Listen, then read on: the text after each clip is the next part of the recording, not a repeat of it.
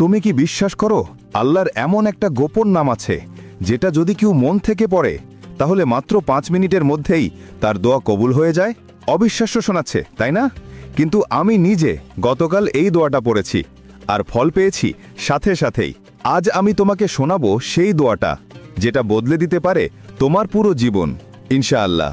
আল্লাহ আমার প্রিয় মুসলিম ভাই ও বোনেরা যদি এই ভিডিওটিতে লাইক, কমেন্ট, সাবস্ক্রাইব আর শেয়ার করে তাহলে আপনি তাদের সকল দোয়া কবুল করে দিয়েন। সবাই একসাথে বলুন আমিন, কারণ আল্লাহ তাআলা একসাথে 40 জন আমিন বললে সেই দোয়া কবুল করেন। সুবহান আল্লাহ। আল্লাহ তাআলার এমন এক গোপন নাম আছে যার মাধ্যমে কোনো দোয়া করলে তা কখনো ফিরিয়ে দেওয়া হয় না, যাকে ইসমে আজম বলা হয়, অর্থাৎ আল্লাহর সর্বশ্রেষ্ঠ নাম। এখন শোনো সেই দোয়া।